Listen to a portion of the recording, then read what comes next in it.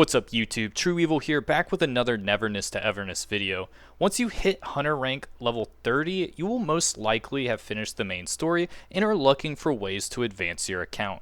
In this video, we're going to be going over everything that is important to prioritize to make your account the strongest possible while we wait for the next update. So without further ado, let's get in on it. The first thing you need to prioritize in terms of in-game is going to be upgrading the furniture that gives you daily and weekly resources, with the most important one in my opinion being the hamster ball right here, which gives you a free module every day. And you do need to have Hathor in order to secure the hamster ball. So if you have your selector, she is really worth picking up, not only for the module, but for another reason. Her life skill, once you get it to level 5, allows you to complete one city delivery every day, which once you get to the end game is invaluable because the highest tier city deliveries use the most stamina compared to anything else. So if you have this at level 5, you can essentially just burn all of your stamina a day without doing anything. You just have to go and click a button. So if you're already getting burnt out on using your city stamina, Hathor is definitely worth picking up. But I do recommend to upgrade other life skills before this one, which we'll talk about in a little bit. For the other furniture you're going to want to prioritize, I definitely say Puffy Cloud, but Puffy Cloud is really easy to upgrade because it's based off of comfort level. So as long as you're buying all of the apartments once you have extra cash, you're good to go on Puffy Cloud and you don't need to worry about buying furniture to upgrade this one. Now, it is important to buy multiple apartments because some of the dailies can only be upgraded by having multiple apartments. There are two more pieces of furniture that you're going to want to prioritize, with the next important one being this beetle coins box. Now, you can get this up to level 3 with one apartment, but you will need to have both apartments that give you the beetle coins in order to maximize this. So in terms of what to use your fawns on, it's definitely going to be the two apartments that allow you to upgrade this to maximum, because right now you're probably on the lower end of the beetle coins, and it's definitely going to be noticeable once we hit level 40 who was using this daily box versus not. So definitely upgrade it now and you'll thank yourself next week when you're running low on beetle coins. The final piece of furniture you're going to want to upgrade is going to be the Realm of Greed statue, which allows you to fight a weekly boss for a nice chunk of fawns. Now, you don't personally need to upgrade this because you can use a friend's version of the statue, and because the materials you get to upgrade this are random. For example, I'm only at level 4 and my friend here is at level 5. So I'm going to use my friend's version of the statue so I can get more gold. But you can't always rely on friends, so it's important for you to upgrade this yourself. It's going to cost about 10k fawns for every time you go to the auction house to get this, and it's well worth it because paying 10k to get an extra 50k a week is totally worth it. So that's it for the furniture in my opinion. Of course, there is some other things to upgrade, but these are the important ones that you need to prioritize. The next thing that I say is a priority for everyone is going to be the idle version of the cafe. And the reason for this is it's going to give you passive income, which is going to help raise your tycoon level. And the reason raising your tycoon level is really important for in-game because it's going to allow you to get your chiz up to max dupe and get her weapon as well to max dupe. So this is definitely a priority. What I recommend to do is that, say, whenever you're ready for a level, for example, I'm going to collect the coins right here, and because I make 1,000 an hour, I know in about an hour and about 10 minutes I'm going to be able to upgrade the cafe. So I'm going to take my phone out, do a couple of button presses and set it up for the next item, and then wait until the next one. That's a really nice way to do this. Super simple. And the real reason to prioritize it is not just the passive income, but also by raising your management guide, you're going to get a ton of dreamless seeds, which in turn are going to help upgrade your life skills. And for the life skills, what I say to prioritize first is going to be characters like Hanyul, because Hanyul is going to get you a lot of extra fonts. And then once you get your characters upgraded the way you want them, for getting that passive income, then prioritize quality of life characters like Hathor, who is going to allow you to get that free city delivery every day and be able to burn your stamina super easy, as well as the main character who allows you to upgrade your bond levels. Before we talk about the actual end game for Neverness to Everness, let's talk about the stamina usage and how you should go about prioritizing. Of course, get your characters up to the highest level they can be and skills they need to be, and then after that, prioritize getting the weekly reward claims. This is going to be the most important thing to do, so make sure you always do all three every week. And it's okay to just bang it out at the beginning of the week and not worry about it. Even if you do end up being like level 40 and can do an upgraded version, it doesn't really matter about the other resources. It's just all about that good boy stamp. And then after that, you're going to want to do Rabbit Hole.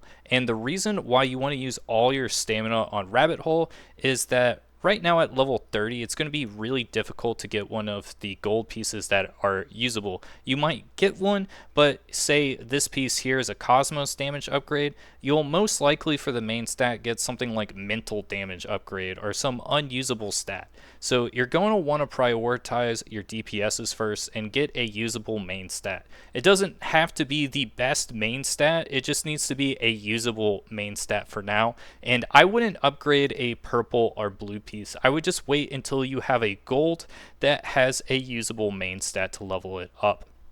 Then after that, the more important thing to focus on with the rabbit hole right now is going to be these coins, which allows you to use a slot machine. And let me talk about how to use the slot machine the best way currently. So you're going to want to go to rewind and go to the hard. And there's two ways to do this, which is random, which makes it cost 60 each, and custom, which makes it cost 80 each. And what I would recommend to do first is to do one single 10 pull of random and just get some uses out of that. And then afterwards, you want to go to module selection and find your 6 characters that you're going to be using for endgame and sort of pick the pieces you need that you don't have out of that already. And then single pick it, and once you get a usable piece for the characters, maybe you don't need this anymore, find the other piece you need and prioritize that way, so you're always getting a piece that is going to help you.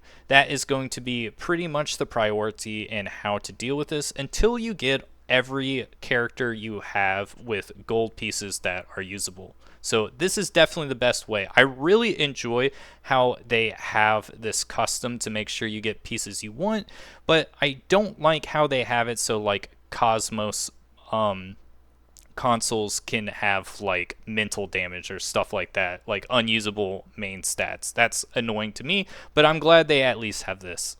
Before we get to the final part of this video, which is going to talk about the actual end game and how to start tackling it, we're going to talk about a couple of things. Of course, you can fish if you want to upgrade your fishing level and get cosmetics in that way. But of course, if you're not into fishing, you can totally avoid it and it won't affect your account. So only do that if you have fun doing it. And if not, well, it's a video game. And if you're not having fun doing this game mode, it's okay not to get every cosmetic in the game. And talking about that, I'm also going to talk about Pink Paws Heist briefly, because I know some people who are burnt out on this already. It's bi-weekly to get 1,000,000 fawns, and I know a bunch of people who kept doing this even after they got the 1,000,000 fawns to get those pink tokens for things like the wheelchair. And some of those people are starting to not like the game. So like For a bi-weekly mode like this, I would say do it up to the million, and then if you're not having fun with it, don't force yourself to go for the pink tokens. You're going to get the pink tokens eventually to get those cosmetics. Don't force yourself to do it immediately, because that is going to burn you out quicker than most things. Personally, I got the million and I'm not going to touch that game mode until next week. So that's how I'm going to approach it. And sure, there's going to be people with the wheelchair before me, but that thing is kind of a meme. So the two in-game modes are going to be the anomaly zone here beyond the rails. I'm currently at level 9 of the first area, and once you get, I believe it's level 6, you're going to be able to do 2 teams. And this might be difficult, and what I would say to do right now personally is not to worry about having 8 characters. What I've been doing is doing 2 teams of 3, and this allows it so I can upgrade those characters as strong as possible and not be sort of like scattered with my resources. That way, if I only focus 6, I'm going to be able to get the gold consoles and gold modules for them much faster than if I prioritize 8 characters. So I would say 2 teams of 3 is all you need to be able to do this, and it's really, really nice. Personally, what I've been doing is sort of having a Chiz team and a non-elite team. That's what I've been doing, and it's been working out just fine. And the last game mode is going to be the high risk anomaly commissions.